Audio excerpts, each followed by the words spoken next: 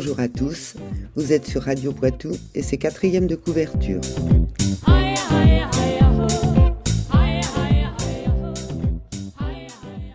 Nous pensons tous avoir un destin, une voie tracée que nous suivons, un avenir que nous nous forgeons et auquel nous croyons. Un jour, cet avenir devient présent et nous ne nous reconnaissons pas en lui. Aristide Turpin n'a jamais prévu son avenir. Il n'a jamais pensé construire le moindre parcours de vie. Il a suivi, simplement. Cette apathie va l'amener à rencontrer des personnages étranges et attachants, à circuler dans des pays en guerre, à errer dans l'espace et le temps. Il va surtout trouver une société qu'il ne connaît pas, qu'il ne reconnaît plus. Le mécréant Aristide Turpin se déplace dans une époque en laquelle il ne croit pas.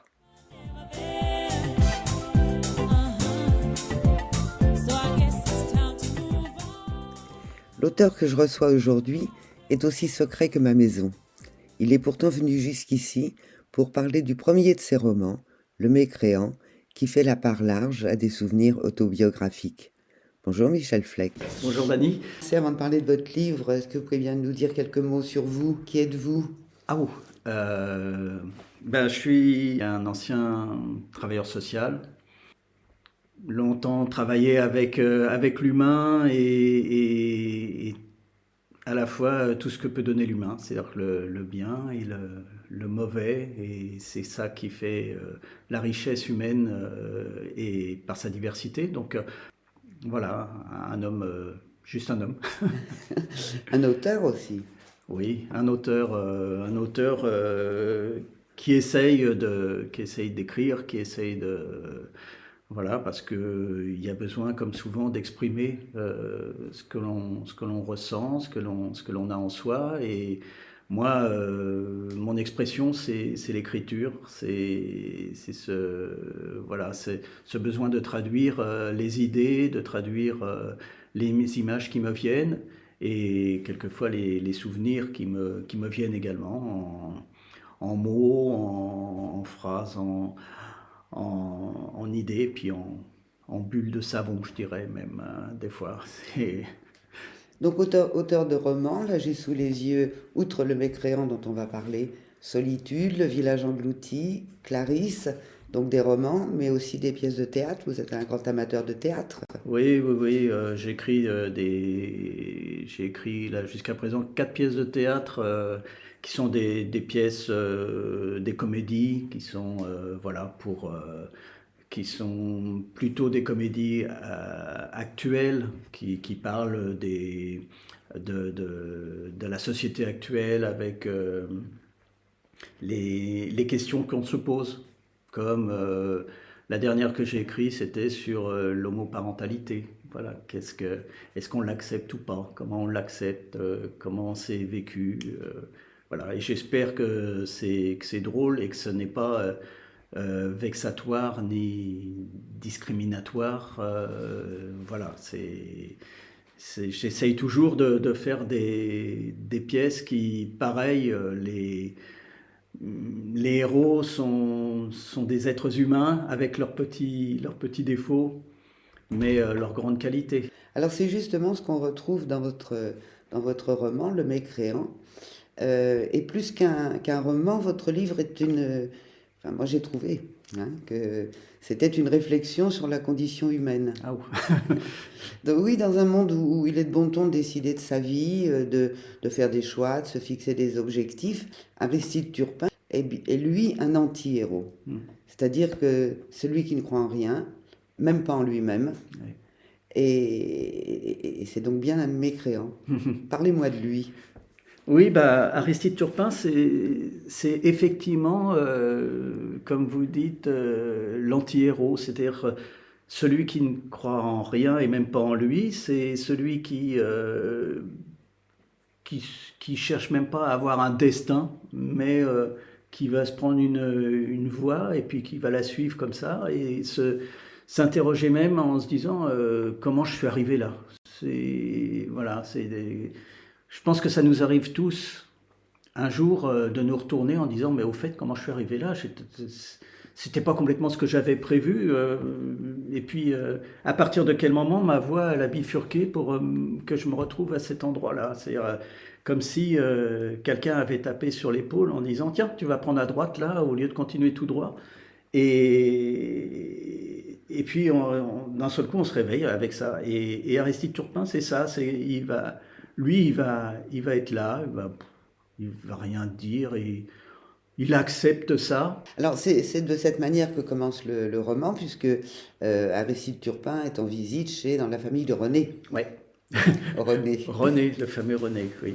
René, bah oui, on pioche tous dans notre expérience. René, moi, je l'ai connu. René, voilà, c'était un gamin perdu, qui était handicapé, qui a été placé, hein, malheureusement, comme beaucoup. À l'époque, on disait la DAS, maintenant on dit l'ASE. Il était placé. Et puis, quand il a eu 18 ans, on a dit, pof, tu retournes chez ta famille. Sa famille qui sont pas du tout aidants, loin de là, hein, et qui serait même tendance à l'enfoncer. Donc René, il est là, et puis bah, il va survivre là-dedans. C'est le beau-père qui faisait très peur Oui, à Aristide, oui. une espèce de colosse. Le beau-père, c'était un ours. C'était un ours tant dans la taille et le volume que dans la façon de s'exprimer. Il parlait ours. C'était voilà. Donc effectivement, il y a des moments où on peut s'inquiéter voilà de sa propre vie quand il y a des mains d'ours qui sont pas loin quoi. Donc Aristide avait peur.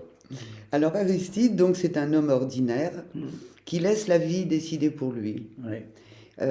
C'est pourtant cette apathie et cette absence de projet qui le place dans une position de grande disponibilité. En fait, Mm. il est disponible à ce qui va arriver, et cette disponibilité va le conduire à des aventures tout à fait extraordinaires, un peu farfelues, un peu Ouais. loufoques, Mm. lorsqu'il croise la route de Philomène des Planches. Ouais. Bah oui, Philomène des Planches, moi, Philomène des Planches, c'est le petit ange gardien ou le petit diable, comme dans Tintin, quand il y a l'ange d'un côté et le diable de l'autre. Voilà, celui qui va dire à Aristide, allez, on va essayer d'aller là. Ça serait rigolo d'aller là. Et puis, j'en ai entendu parler. Et puis, j'ai vu ça dans la Bible, j'ai lu ça partout. Ça, on va trouver quelque chose, ça va être merveilleux. Je crois il donne à Aristide ce côté émerveillé qu'Aristide avait perdu. Ben, Aristide va suivre, il dit c'est beau ce qu'on voit là, alors il suit. Puis il se prend des coups dans la gueule parce que voilà, où il va, c'est Philomène, il n'y a pas toujours des bonnes idées. Donc où il l'entraîne, c'est pas toujours terrible. Quoi. Donc, mais ça donne un éveil à Aristide qui se questionne. Peut-être quelque chose qui l'attendait sans se le dire. Quelque chose qui nous attend toujours, sans qu'on se le dise. Tout à fait. C'est Alors, au fil de leurs aventures, Philomène va souffler à Aristide des idées sur l'espace-temps. ouais. Celui-ci ne serait qu'une boucle dans laquelle nous tournerions à l'infini. Ouais. Vous pouvez m'en dire un petit peu plus?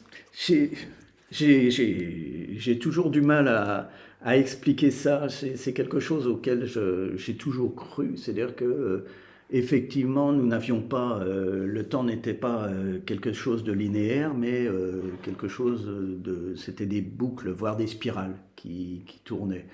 Ce qui faisait que on pouvait retrouver euh, des mêmes effets à différentes époques.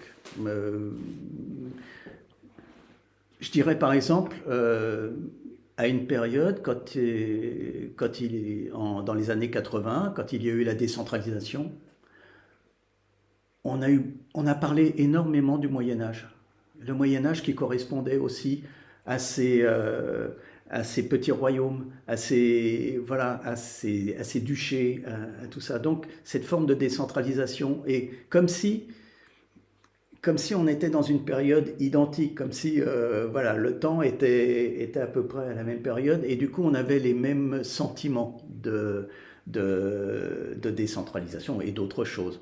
Et le fait voilà, et le fait que l'on soit en spirale, que l'on tourne sans arrêt, fait qu'on revient à jamais à notre point de départ complètement, mais jamais loin non plus. Et on peut se retrouver. Il y en a qui disent qu'il y a la sensation de déjà-vu, il y en a qui disent voilà, qu'ils ont vu des fantômes, d'autres qui ont... Einstein a essayé de l'expliquer. J'avoue que j'ai du mal à comprendre toutes ces... Je ne suis pas assez physicien pour comprendre ça, mais ça m'accroche et je me dis, ouais, il y a quelque chose de vrai là-dedans. Il y a des boucles qui se font, il y a et on est dans ces boucles, et par moments, on les retrouve. Donc en tout cas, c'est des questions sur lesquelles vous nous laissez. Oui. Et voilà, on n'a plus qu'à réfléchir à tout ça. Ben, j'espère. On le trouve facilement? Oui, on Oui. peut le commander chez Eddie Livre, ou à la FNAC, ou dans les centres culturels Leclerc, chez Amazon. Voilà, il suffit de le commander. Puis, Merci Michel Fleck. Merci Dany. C'était 4e de couverture, Dany Ledu. Je recevais Michel Fleck pour son roman Le Mécréant, paru chez Eddie Livre.